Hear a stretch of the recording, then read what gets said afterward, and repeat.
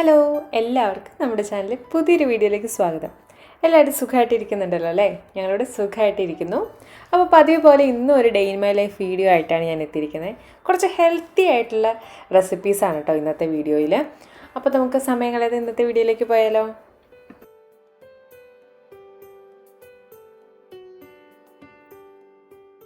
അപ്പോൾ രാവിലെ എഴുന്നേറ്റു, നേരമൊക്കെ വെളുത്തു കേട്ടോ. ഒരു 6:30 കഴിഞ്ഞപ്പോഴാണ് ഞാൻ എഴുന്നേറ്റത്. അപ്പോൾ ഇവിടെ പകൽ ദൈർഘ്യം കൂടുതലാണെന്ന് അറിയാമല്ലോ, നേരത്തെ നേരം വെളുക്കും, വൈകിയാണ് സന്ധ്യയാവുക.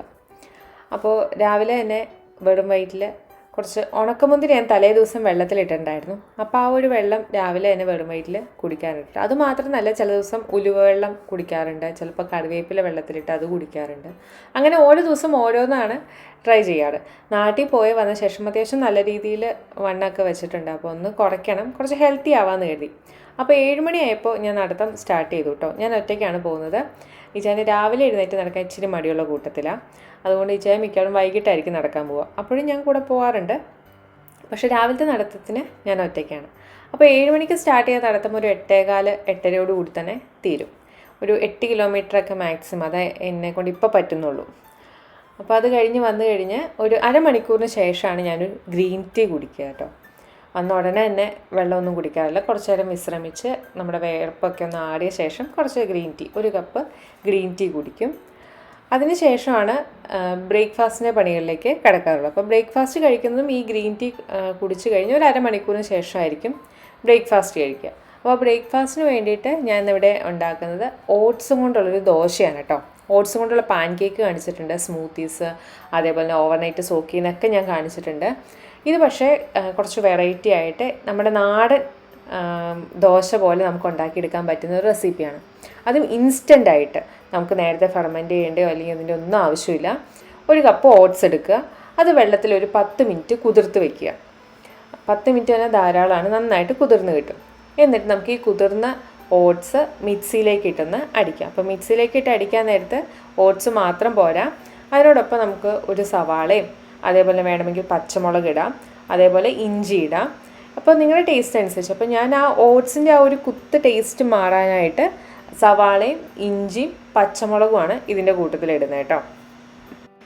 രാവിലെ അടുക്കളയിൽ കയറുമ്പോൾ ദോശമാവൊന്നും പുളിപ്പിക്കാൻ വെച്ചിട്ടില്ല, അപ്പത്തിൻ്റെ മാവില്ല, പുട്ടുപൊടി തീർന്നു, ആകെ എന്ത് ചെയ്യും, എന്നാൽ കുറച്ച് ഹെൽത്തി ആയിട്ടൊക്കെ കഴിക്കാമെന്നൊക്കെ വിചാരിക്കുന്നുണ്ടെങ്കിൽ പെട്ടെന്ന് തയ്യാറാക്കി എടുക്കാൻ പറ്റുന്ന ഒന്നാണ്. നേരത്തെ സോക്ക് ചെയ്ത് വെക്കാൻ വേണ്ട, 10 മിനിറ്റ് മാക്സിമം മതി അത് സോക്ക് ചെയ്ത് നമുക്ക് നന്നായിട്ടൊന്ന് കുതിർന്ന് കിട്ടാനായിട്ട്.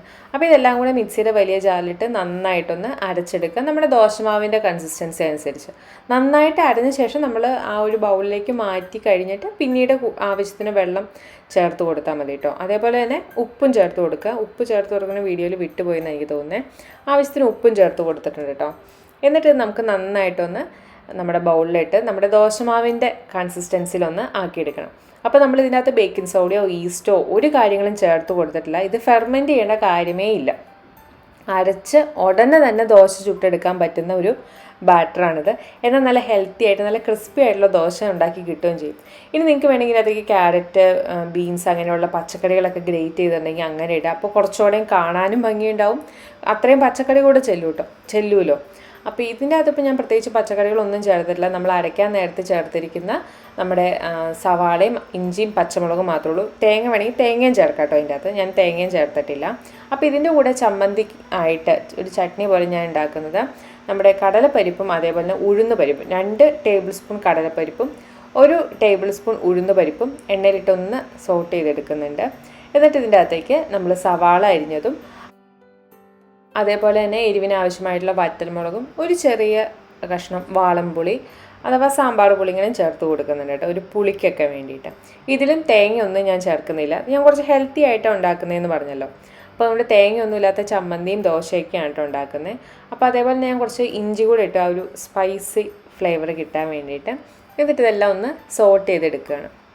അപ്പോൾ ഞാൻ ആകെ 1 സവാള എടുത്തിട്ടുള്ളൂ. ഒരു മീഡിയം സൈസുള്ള വെള്ള സവാള എടുത്തിട്ട് പകുതി ഞാൻ ഓട്സ് ദോശ അരയ്ക്കാൻ നേരത്തും പകുതി ചട്നിക്കും വേണ്ടിയിട്ടാണ് കേട്ടോ എടുത്തത്. അപ്പോൾ ഞാൻ കുറച്ച് കറിവേപ്പിലയും ചേർത്തിട്ടുണ്ട്. ഇതെല്ലാം കൂടി നന്നായിട്ടൊന്ന് സോട്ട് ചെയ്ത ശേഷം കുറച്ച് മഞ്ഞൾപ്പൊടി, വളരെ കുറച്ച് മാത്രം മതി, അതിങ്ങനെ ചേർത്തിട്ട് അതും കൂടി ഒന്ന് ഇളക്കിയെടുക്കാം. അപ്പോൾ പൊടിയുടെ പച്ചമണമൊക്കെ മാറിക്കഴിഞ്ഞ് കഴിയുമ്പോൾ നമുക്ക് ഗ്യാസ് ഓഫ് ചെയ്യാം. ആവശ്യത്തിന് ഉപ്പും ചേർത്ത് കൊടുക്കാം കേട്ടോ. ഗ്യാസ് ഓഫ് ചെയ്ത് കഴിഞ്ഞിട്ട് ഇതൊന്ന് തണുത്ത ശേഷം മിക്സിയിലിട്ട് അടിക്കാം. അപ്പോൾ അടിക്കാൻ നേരത്ത് കുറച്ച് മാത്രം വെള്ളം ചേർത്ത് അരയ്ക്കുക. ഒരുപാട് ഇങ്ങനെ നിങ്ങൾക്ക് ചട്നി നല്ല ലൂസായിട്ട് കിട്ടണമെങ്കിൽ വെള്ളം കൂടുതൽ ചേർക്കുക. ഞാൻ പക്ഷേ ഇവിടെ ഒരു തിക്ക് ഒരു കൺസിസ്റ്റൻസിലുള്ള ചമ്മന്തിയാണ് ഉണ്ടാക്കുന്നത്, അതുകൊണ്ട് ഞാൻ വെള്ളം ചേർക്കാതെയാണ് കേട്ടോ അരയ്ക്കുന്നത്. അപ്പോൾ ഓട്സ് ദോശ ചൂടാൻ തുടങ്ങി. അത്യാവശ്യം എന്താ പറയുക, നല്ല സോഫ്റ്റ് ആയിട്ട് കിട്ടും. അതിങ്ങനെ മൊരിഞ്ഞ് ഡ്രൈ ആയ ശേഷം മറിച്ചിടുന്നതാണ് നമുക്ക് ദോശക്കല്ലിൽ നിന്ന് എടുക്കാനായിട്ട് എളുപ്പം.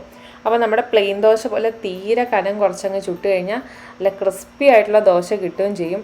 നമ്മുടെ സാധാരണ ദോശമാവ് കൊണ്ട് ഉണ്ടാക്കുന്ന പോലെ തന്നെ ഇല്ലേ, ഫെർമെൻറ്റ് ചെയ്യാതെ തന്നെ, പുളിപ്പിക്കൊന്നും ചെയ്യാതെ തന്നെ നല്ല അടിപൊളി നല്ല തുളയൊക്കെ ഉള്ള നല്ല ക്രിസ്പി ആയിട്ടുള്ള ദോശ ഉണ്ടാക്കി കിട്ടുകയും ചെയ്തു. വളരെ സിമ്പിളല്ലേ, രാവിലെ ഉണ്ടാക്കിയെടുക്കാൻ ഒരു ബുദ്ധിമുട്ടും ഇല്ലാത്ത ഒന്നാണ്. പിന്നെ ഓട്സ് എടുക്കുമ്പോൾ നമ്മൾ പ്രോസസ്ഡ് ഓട്സ് എടുക്കാതിരിക്കുക. നമ്മൾ ഹോൾ ഓട്സ് ഉണ്ടല്ലോ, ഇങ്ങനെ മുഴുവൻ ആ ഓട്സിൻ്റെ ഷേപ്പിൽ കിട്ടുന്ന രീതിയിലുള്ള റൗണ്ട് ആയിട്ടുള്ള ഓട്സ് എടുക്കുന്നതാണ് ഹെൽത്ത് വൈസ് കൂടുതൽ നല്ലത്. അപ്പോൾ നമ്മുടെ ഓട്സ് ദോശ റെഡിയായി കഴിഞ്ഞു. അതിൻ്റെ ഒപ്പം ചട്നിയും റെഡിയായി കഴിഞ്ഞു.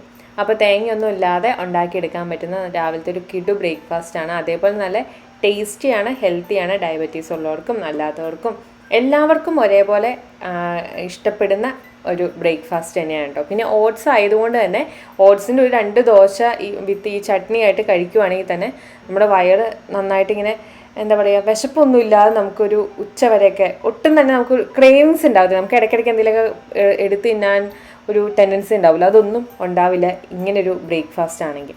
അപ്പോൾ ഇതായിരുന്നു എൻ്റെ ഇന്നത്തെ ബ്രേക്ക്ഫാസ്റ്റ് എന്ന് പറയുന്നത്.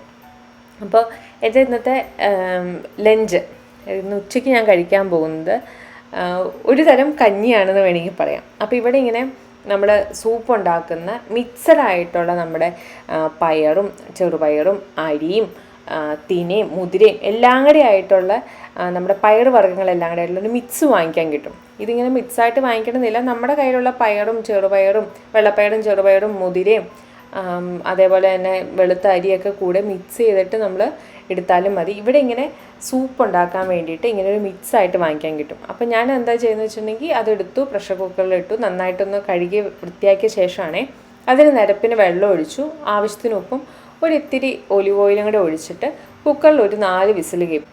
ഈ പയറുവർഗ്ഗങ്ങളൊന്നും തന്നെ ഞാൻ നേരത്തെ കുതിർത്ത് വയ്ക്കുകയൊന്നും ചെയ്തിട്ടുണ്ടായിരുന്നില്ല കേട്ടോ.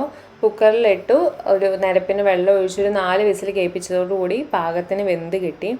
ആ ഒരു പാക്കറ്റിൻ്റെ പുറത്ത് എഴുതിയിരുന്ന കുക്കിംഗ് ടൈമും അത്രയായിരുന്നു കേട്ടോ. ഇപ്പോൾ കുക്കറിലല്ല എങ്കിൽ 50 മിനിറ്റ് നേരം വേവിക്കാനാണ് അവിടെ അതിൻ്റെ അകത്ത് പറഞ്ഞിരുന്ന ഒരു അളവെന്ന് പറയുന്നത്. അപ്പോൾ നമുക്കിപ്പോൾ നമ്മുടെ നാട്ടിൽ കിട്ടുന്ന പയറൊക്കെ സാധനം നമ്മൾ തലേ ദിവസം വെള്ളത്തിലിട്ടല്ല, അങ്ങനെ കുതിർത്ത് വേവിക്കുകയാണെങ്കിൽ പെട്ടെന്ന് പണി കഴിയും. 1-2 വിസിലും കൊണ്ട് തന്നെ നമുക്ക് വെന്ത് കിട്ടും.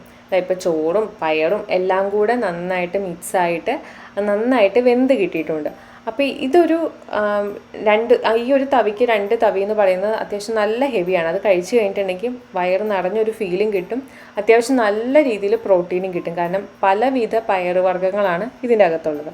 അപ്പോൾ ഇതായിരുന്നു എൻ്റെ ലഞ്ച് എന്ന് പറയുന്നത്. അപ്പോൾ ലഞ്ചൊക്കെ കഴിഞ്ഞ് ഇനി വൈകിട്ടൊരു 7:30 മണിയാണ് അങ്ങേയറ്റം. അതിന് മുമ്പ് എന്തായാലും ഡിന്നർ കഴിച്ചിരിക്കും കേട്ടോ. അപ്പോൾ കഴിക്കുന്ന ഒരു സാലഡാണ്. അപ്പോൾ അതിന് വേണ്ടിയിട്ട് ഞാനിവിടെ ചെറി ടൊമാറ്റോ, കുഞ്ഞു തക്കാളി ഉണ്ടല്ലോ, അതൊന്ന് ചെറുതായിട്ടൊന്ന് അരിഞ്ഞെടുക്കുന്നുണ്ട്.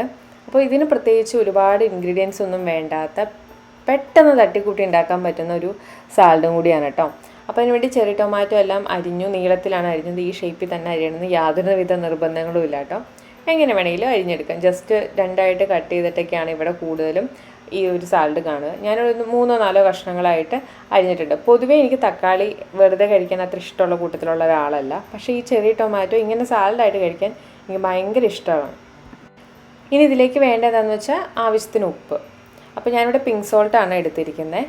പിന്നെ കുറച്ച് ഒലിവ് ഓയിൽ, ഇതെല്ലാം കൂടെ നന്നായിട്ടൊന്ന് മിക്സ് ചെയ്തെടുക്കണം. അതായത് നമ്മുടെ തക്കാളിയുടെ എല്ലാ ഭാഗത്തും ഉപ്പും അതേപോലെ തന്നെ ഒലിവ് ഓയിലും എത്തണം. അപ്പോൾ അതിന് വേണ്ടിയിട്ട് നന്നായിട്ടൊന്ന് മിക്സ് ചെയ്തെടുക്കുക.